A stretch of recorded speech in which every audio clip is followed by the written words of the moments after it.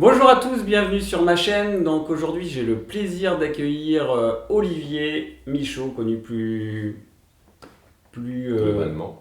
comment tu dis? Globalement. Plus globalement sous le pseudonyme d'Athénos ou Athénos Sorcier sur Facebook. Ouais. Donc c'est quelqu'un d'extrêmement connu dans le milieu de la magie, principalement de la Wicca, mais aussi du houdou, parce que tu fais aussi du houdou. Et donc c'est l'une des rares personnes que j'estime énormément dans ce milieu. C'est quelqu'un de vraiment honnête, de vrai, voilà. Pas là.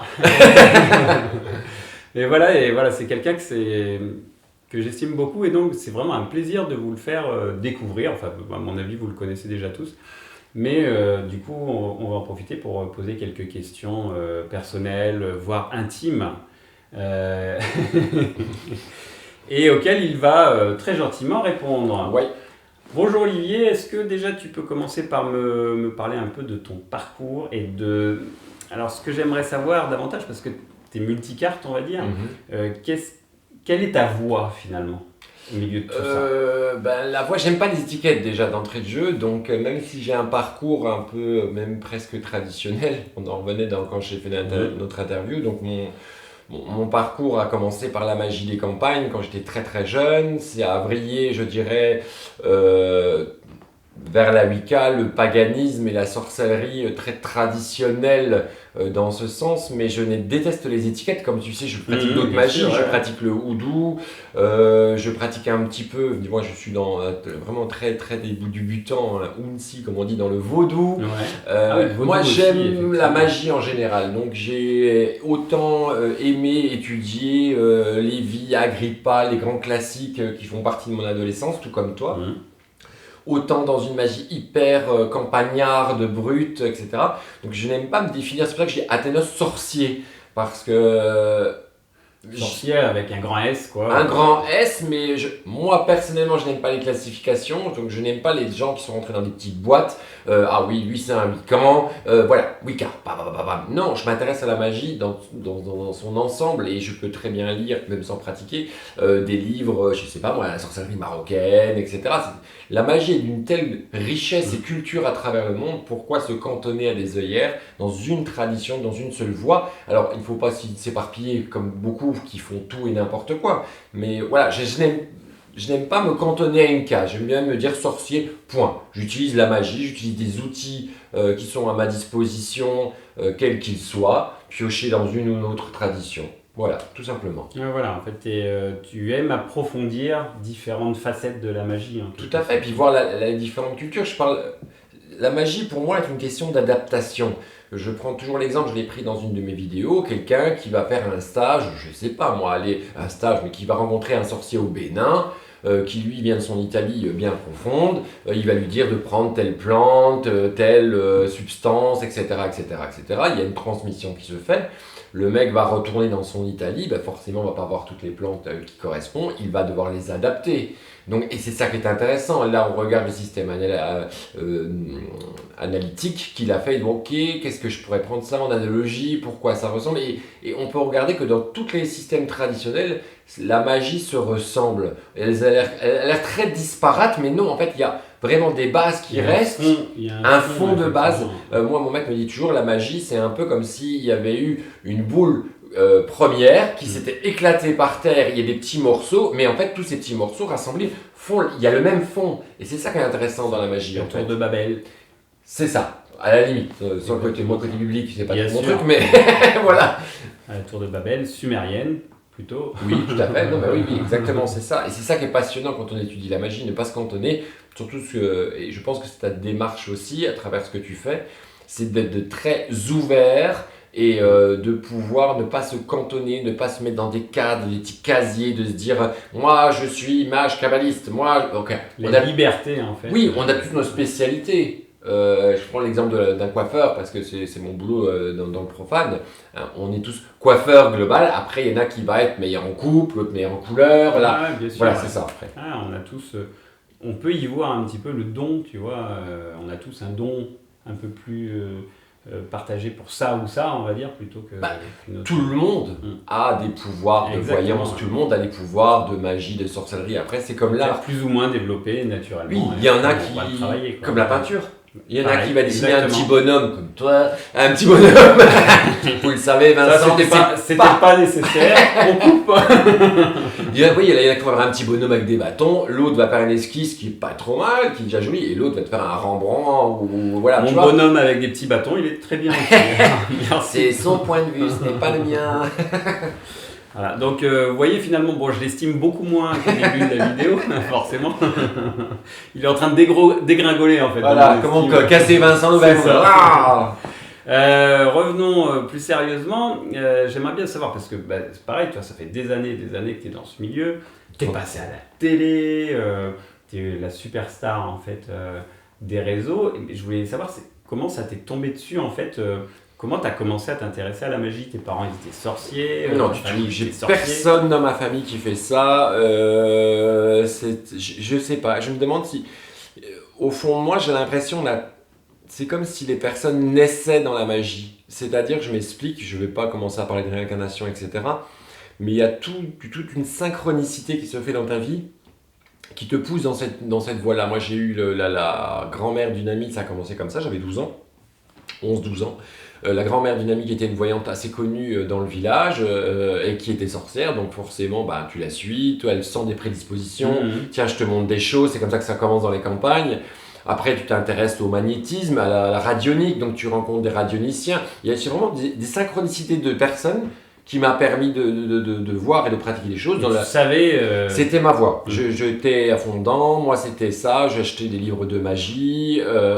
Après, j'ai voulu appartenir à certains ordres initiatiques, notamment des coven traditionnels en Wicca, où j'ai tout fait pour y aller, où j'ai étudié pendant des années. J'ai été formé à plusieurs sortes de magie complètement différentes qui n'avaient rien à voir l'une avec l'autre. Et puis voilà, après au fur et à mesure des années, j'ai rencontré pour le houdou. Maintenant je suis dans un parcours un peu dans le vaudou aussi. Voilà, c'est tellement passionnant, je trouve qu'on ne peut pas s'ennuyer dans le domaine de l'occulte. C'est impossible pour moi. C'est clair, quand tu as un esprit ouvert et créatif, c'est illimité, quoi. C'est comme l'art. C'est exactement on ne peut pas cantonner à l'art. Quelqu'un qui s'ennuie dans l'art, c'est impossible. Parce qu'on y va dans le domaine de l'imaginaire, mais aussi de la réflexion personnelle. Il va essayer de tester des différentes... Je sais pas, il va se mettre à la sculpture, il va se mettre à la peinture, il va se mettre à l'aquarelle, il va se mettre à la peinture à l'huile, il va se mettre au fusain. Et c'est comme ça la magie. Ça évolue tout le temps. Ton imaginaire et même ton cerveau analytique est toujours en train de bouillir et de réfléchir à plein de choses. Il donne un cours sur ça, mais ça me donne une porte sur ça. Tiens, j'ai lu dans un bouquin que telle culture faisait comme ça. C'est pas bête, mais je pourrais l'adapter à notre société européenne. Enfin, c'est tellement vaste. C'est clair, hein. Ce que je dis souvent dans mes stages, on est limité que par notre imagination. 100% d'accord. Et c'est exactement ça. Ouais. Donc oui, alors à la suite de ton parcours, tu as exercé et tu exerces en tant que professionnel. Tu disais que tu es coiffeur, mais tu es aussi sorcier professionnel, parce que tu as cette double étiquette. Tu as aussi écrit des ouvrages, tu peux nous en parler un petit peu? Mes ouvrages sont principalement orientés sur la magie, notamment la magie de campagne, qui est très proche du houdou, et la sorcellerie traditionnelle Wicca, donc le paganisme. Parce que je trouve qu'il y a beaucoup de livres qui ont été écrits sur le paganisme, mais un petit peu trop fluffy bunny pour mon goût. Oui. C'est pas parce qu'on fait du paganisme qu'on doit se mettre une plume dans le cul et qu'on doit tourner 3 fois autour de la pleine lune. On n'a pas le droit de dire ça à la caméra, trop tard. Ah ben c'est pour ça alors que j'avais eu l'air un peu ridicule effectivement avec une pleine lune. Enfin je comprenais pas pourquoi les gens ils se marraient. Ok. Voilà, c'est ça, t'as tout compris. Voilà. Bon. Non mais voilà, je pense qu'il faut être traditionnel. On pense que justement, on a une très mauvaise réputation les Wiccans. Parce que la plupart sur des discussions, il y a un côté barré. Ils sont complètement barrés, ils font n'importe quoi. Non mais c'est bon, c'est une Wiccane. Tu vois ce que ça veut dire vraiment? On nous prend pour des débiles. Et justement, ces ouvrages pour montrer qu'il y a une structure traditionnelle quand même derrière. C'est pas parce qu'on invoque d'autres forces ou qu'on fait pas de la cabale que forcément on est nul. Et c'est pour ça que sont là mes ouvrages essentiellement pratiques. Je ne suis pas un théoricien de la magie. Il en faut. Moi, ce n'est pas mon cas. Mais voilà. Praticien. Je suis un praticien. C'est pour ça que le mot sorcier, on n'est jamais d'accord tous les deux. Tu me dis Ouais, non, ouais. tu es un mage parce que tu as ta propre réflexion. Ouais, parce que malgré ce que tu dis, tu as énormément de connaissances et moi je le vois à force de te fréquenter, de parler avec toi, c'est vrai, nos discussions en dehors de la caméra, elles sont toujours très riches. Tu as énormément de connaissances. Enfin, pour moi, dans la vision que j'ai du terme magicien, t'es un magicien, quoi. C'est évident. Oui, mais je veux démocratiser le mot sorcier parce que justement, et c'est ça qu'on n'est pas d'accord, c'est que cette espèce d'image de Lancelin, je dirais, du sorcier idiot de la campagne qui ne fait que prendre un rituel et le recopier tout bêtement sans en comprendre les tenants et les aboutissants et ce qui fonctionne ou les erreurs qu'il pourra avoir dans ce rituel, je pense que les nouveaux sorciers de nos jours seront complètement différents. Ils vont analyser, moi c'est ce que je fais avec mes élèves, parce que j'ai un coven, c'est de leur apprendre à analyser un rituel. Pourquoi ceci, pourquoi cela, regarde où est l'erreur, qu'est-ce que tu en penses, développe ta vision des choses. Travail de magicien, quoi. C'est ça, mais c'est un peu de la provocation, hein, mais ça peut de la provocation, sûr, sorcier. Ouais. Je comprends, voilà. ouais. Je joue sur l'image qui fait peur, sorcier. Mage, je sais plus d'où, ça passe toujours bien. Mais j'aime bien un peu, le côté peut-être un peu bourrin. Ou alors c'est parce que mage ça fait vieux, tu sais. Vieux con. Vieux. C'est ça. Ouais, enfin bon, mais dans tous les cas, on parle de la même chose, quoi. C'est exactement ça, on parle de la même chose, on parle de la même chose. Sauf pour ça. Et encore, on parle vraiment de la même chose, que le Wiccan, par exemple, va beaucoup parler, se relier à la Terre, au cycle de la Lune, au cycle des saisons. Donc là, c'est très proche même du druidisme, entre guillemets. Pas du néo-druidisme. Oui, néo-druidisme, on est d'accord. C'est comme la Wicca, elle date d'une cinquantaine, soixantaine d'années. Mais voilà, il y a quand même tout un égrégore qui s'est fait. Il y a une énorme... Il faut savoir que la Wicca, à travers le monde, elle compte des millions de personnes. Elle était c'est même une religion. Une religion officielle aux États-Unis. Au niveau de l'armée, sur les plaques militaires, c'est l'armée. Oui, c'est reconnu comme une religion et ils ont, je crois que c'est dans le guide des aumôniers de l'armée, il y a un truc sur les Wiccans justement, s'il y en a un qui meurt à la guerre, comment pouvoir l'enterrer, etc. Ils ont le droit. Donc il y a une religion structurée alors à la Wicca. Oui et non, structurée, il y a une base commune. Parce que pour savoir comment enterrer un Wiccan qui se prend une balle à l'armée et tout ça, il faut bien qu'il y ait un rite commun, en fait. Non, il n'y a pas de rite commun parce que justement c'est assez aussi éclectique. Il y a beaucoup la Wicca éclectique, je ne m'étendrai pas sur ce sujet, sinon je pense qu'on fait une vidéo de 3 heures. Mais après c'est un peu les désirs de chacun. C'est pas parce que tu es catholique, alors tu vas dire oui, bah si, il y a le rite classique de l'église catholique, oui, mais bon, moi j'ai pas envie qu'il se passe ceci, j'ai pas envie qu'il se passe cela, voilà, tu choisis un petit peu. Mais après, les rites sont relativement semblables. Différents et semblables à la fois. Ouais, c'est cette disparité. Moi, je t'avoue, avant de te connaître, pour moi, la Wicca, c'était un truc très New Age, avec des gens, avec des gens qui rassemblaient 3 bricoles n'importe comment, qui priaient les anges gardiens aussi, parce qu'il y en a dans la Wicca. Il y a des trucs. Et je me disais, mais.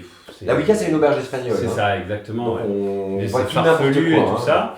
Et j'avoue que j'étais déjà tombé sur une ou deux de tes vidéos avant et je me suis dit, bon, un Wiccan, quoi. Voilà, c'est ça ce que je te dis. Voilà. Jusqu'à ce que tu débarques à un de mes stages, en fait.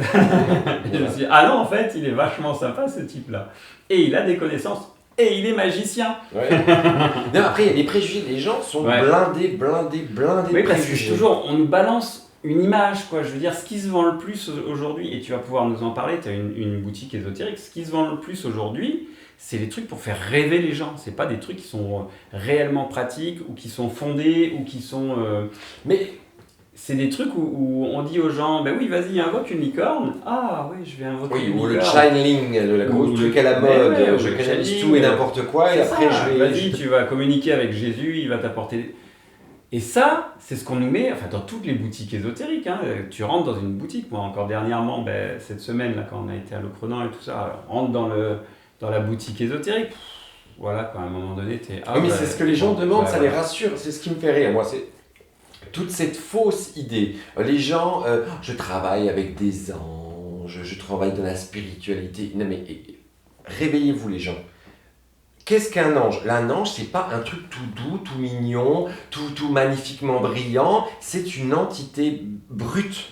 C'est une énergie, on peut C'est même une dire. énergie. C'est une énergie qui est brute. C'est l'homme qui l'a structuré, Exactement. qui lui a donné une forme, qui lui a imaginé. Saint-Michel-Archange, il est loin d'être gentil. C'est ça. C'est Rambo. Et surtout quand tu le vois, qu'il vient en fait de cultes plus anciens, tu le vois rapproché à Luc par exemple, chez les Celtes, etc.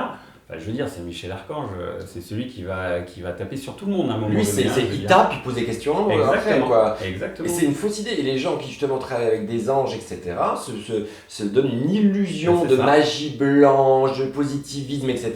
Mais il faut savoir qu'ils peuvent s'attraper des vraies grosses merdes. Et les gens n'ont pas l'air d'avoir conscience de ça. Non, mais moi, il n'y a aucun souci, je canalise les anges. Donc il ne peut rien m'arriver. Lol. Tant que c'est du fantasme, effectivement, il ne peut rien lui arriver. Mais dès qu'elle va se retrouver en contact avec la vraie énergie pour une raison X ou Y, par un hasard incroyable, effectivement, ça peut commencer à brûler un peu. Ça va piquer. On va de ça dans les deux sens. Nous, moi, je me dis toujours sorcier wiccan. Je suis le domaine pestiféré de la Wicca, la bête noire, et ça m'amuse énormément. Luciférien, tu vois que les gens, par exemple, souvent qui se disent wiccan, païens, néo-païens, sont complètement en dehors du catholicisme, etc. Tu leur parles de Lucifer, tout de suite, ils ont une espèce de réminiscence de leur passé catholique. Ils essaient même pas de chercher, c'est « Ah, oh mon Dieu, c'est un sataniste !» Mais le raccourci, il s'est fait en 3 secondes, ça fait comme ça. Hein. Et je trouve que les gens ne réfléchissent pas assez, se laissent trop porter par leurs émotions sans analyser les choses. Et sans demander à quelqu'un qui pratique, qu'est-ce que c'est que le Lucifer? Oui, le luciférisme ou autre.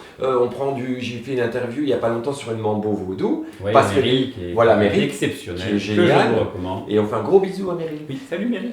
Mais les gens, voilà, le vaudou, c'est des espèces de sauvages qui boivent du rhum, qui sacrifient des animaux, qui se peignent du sang. Ça dans tous les films, tu sais. Mais c'est ça, les gens n'ont pas envie de réfléchir. C'est tout le monde dans des cases et je veux surtout pas voir ce qui se passe derrière mes œillères. Et c'est vraiment dommage. D'où l'importance de la recherche aujourd'hui. Enfin, moi, tu sais bien que je me bats contre ça, en fait, ou pour ça plutôt, pour aller plus loin et faire de la recherche en ésotérisme, aller étudier l'histoire des mouvements, étudier l'histoire d'un rite, de tout ça, pour comprendre d'où ça vient, pourquoi c'est là.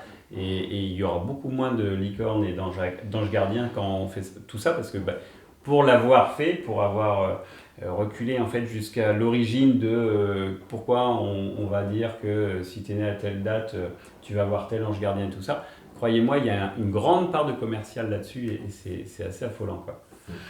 Donc justement, je voulais aussi te poser des questions sur le luciférisme, parce que moi, effectivement, j'ai la vision Lucifer judéo-chrétienne, hein. Mes parents ils étaient catholiques, ils m'ont fait baptiser quand j'étais petit et tout ça, donc pour moi, Lucifer, à la base, c'est pas forcément... Alors j'ai toujours fait la distinction entre Lucifer et Satan. D'accord, c'est déjà bien, c'est un bon début. Ça, c'est pas le problème, mais c'est vrai qu'aujourd'hui, en plus, toutes les cartes, elles sont un peu rebattues, quoi. Donc on a des Lucifers gentils, on a même des satanistes qui sont doux comme des agneaux. Mais c'est un gros mélange. Moi, je comprends plus rien, en fait. On parle de quoi? Les égrégores, on en fait quoi? Qu'est-ce qui se passe? Alors, toi, le luciférisme, je vais pas réussir à le dire. Une semaine de stage, je sais plus parler. Le luciférisme, monsieur. Le luciférisme, c'est un sujet vaste, hein, parce que... Toi, ta vision de Lucifer.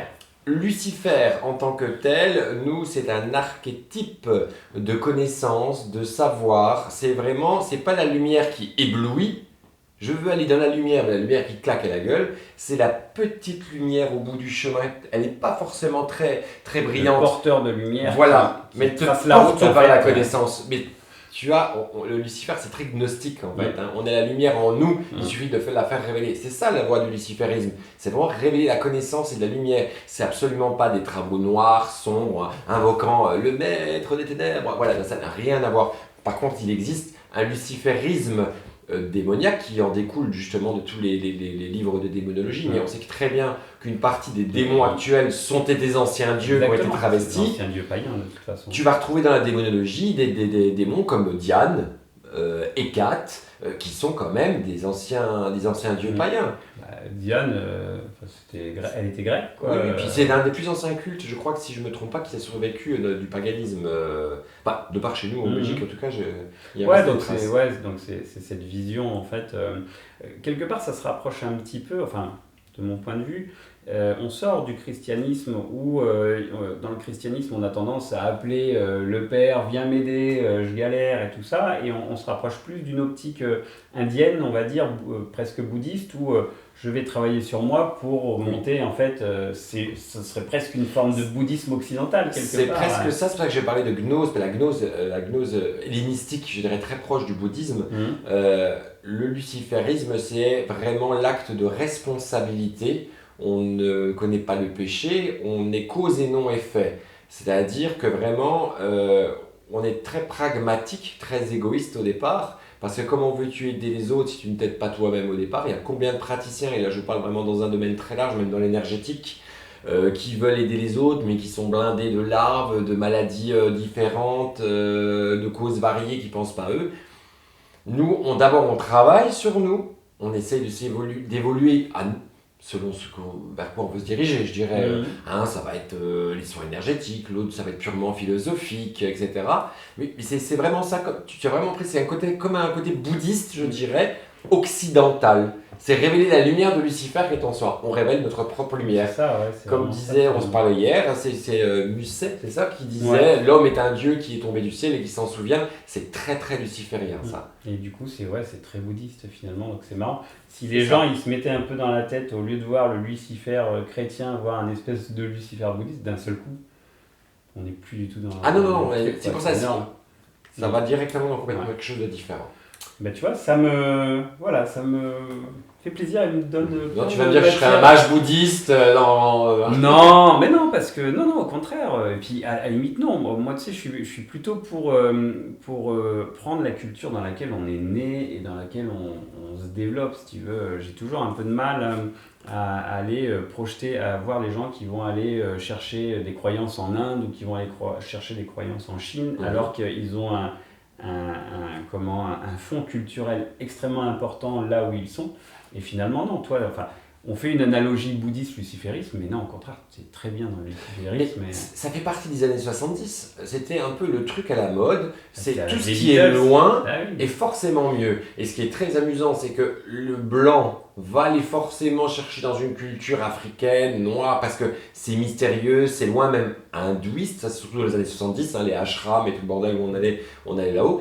Et inversement, moi j'ai beaucoup d'Africains qui me contactent j'en ai aussi beaucoup, pour des travaux magiques. Donc on a cette idée que plus c'est loin, mieux ça marchera. Et là j'ai envie de dire aux gens, il n'existe pas de magie plus forte l'une que l'autre. Il y a des bons praticiens, des moyens et des très bons dans leur domaine. Exactement. Il n'y a pas de magie plus forte l'une que l'autre.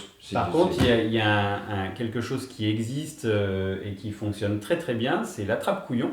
Ouais, c'est clair. Et quand les Indiens ou les Chinois ou les Péruviens voient arriver un quart de touristes pour s'initier au chamanisme, au bouddhisme ou à l'hindouisme, et ils savent très très bien leur vendre ce qu'ils ont envie d'avoir, c'est-à-dire du vent. Oui. Et ça marche très très bien. Donc, plutôt que d'aller chercher du vent ailleurs, faites des recherches, intéressez-vous à votre culture et à là où vous êtes, quoi, finalement. Notamment dans le chamanisme. Dans le chamanisme, bon là c'est pareil, ça ferait deux émissions. Déjà le chaman, pas l'homme médecine en lui-même, déteste ce mot chamanique. Je crois que c'est des anthropologues qui avaient nommé ça. En fait, le chaman, c'est sibérien à la base. Oui, c'est sibérien. Les Sibériens, ça les dérange pas, si tu veux. Ouais. Mais après, les autres, j'ai eu l'occasion de rencontrer Jerry Johnson, qui est un Sioux Lakota. Lui, chaman, ça lui parle pas, il sait pas ce que c'est, lui. En médecine, alors. Il est homme médecine. D'accord, ouais. Mais chaman, ça veut rien dire, quoi. Et du coup, je voulais rebondir sur quelque chose que je ne me souviens plus, n'est-ce pas? Dommage, c'était super intéressant. Ah oui, si. C'était super intéressant ce que je voulais dire.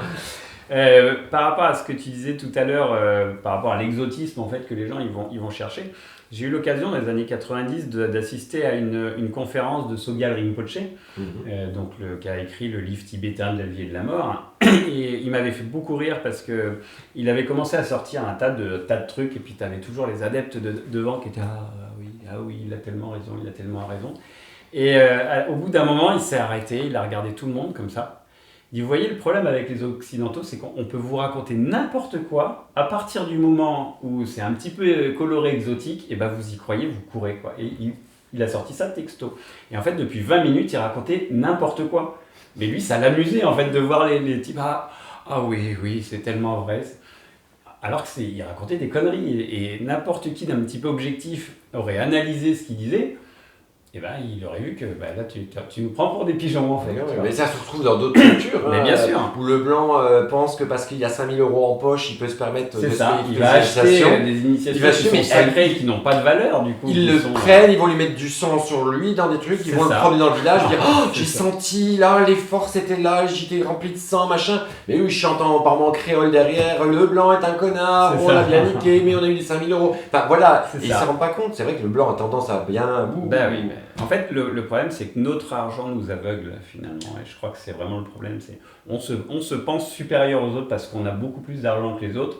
Et donc, on se dit, on va tout avoir, quoi. Mais ça a commencé très tôt, puisque moi, je dis souvent, quand Blavatsky a commencé à dire qu'elle récupérait la sagesse des hindous, etc., qu'elle était en communication avec des grands maîtres hindous, faut pas oublier qu'elle était mariée quand même à un ambassadeur, il me semble. C'était à l'époque de la colonisation anglaise. Donc, d'un point de vue des hindous, Blavatsky, c'était une colonisatrice, quoi. Enfin, je veux dire, il y a des gens qui arrivent chez vous, qui disent, maintenant ton pays, c'est mon pays, et tu vas me donner ta culture. Est-ce que vous le faites, quoi? Voilà. Donc, à un moment donné, faut être logique. Encore une fois, faut être logique, quoi. Ouais, je suis entièrement d'accord. Bon, mon petit Olivier.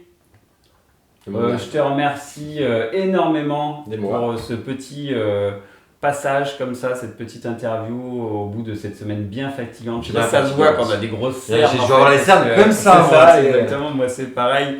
J'ai même du mal à parler. En fait, c'était une semaine très riche. Très intense. Très intense. Il n'y avait pas de limite dans les journées, tout ça. Donc, il n'y avait pas de limite. On est un peu picolé.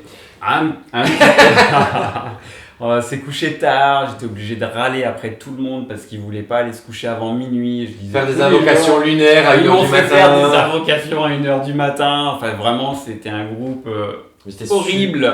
Non, c'était génial. Là, c'est génial. Ouais. C'était un super groupe, très belle ambiance, très belle énergie.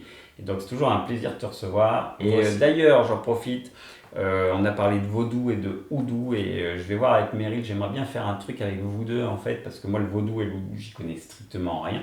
Meryl qui est aussi une roadworkeuse, et Mambo mais roadworkeuse aussi. Ouais. Et donc j'aimerais bien vous interviewer tous les deux ensemble, tu vois, et qu'on fasse une petite émission sur ces traditions que je ne connais pas du tout, donc je vais avoir des questions de bébé finalement à vous poser et je pense que ça sera très bien parce qu'il y aura peut-être d'autres personnes dans mon cas et donc on va voir si tu es d'accord participer à ça, on va voir avec Meryl. Ma maman Mambo, oui. Voilà. Et Meryl, c'est quelqu'un d'extraordinaire, quoi. Voilà. Une très belle femme.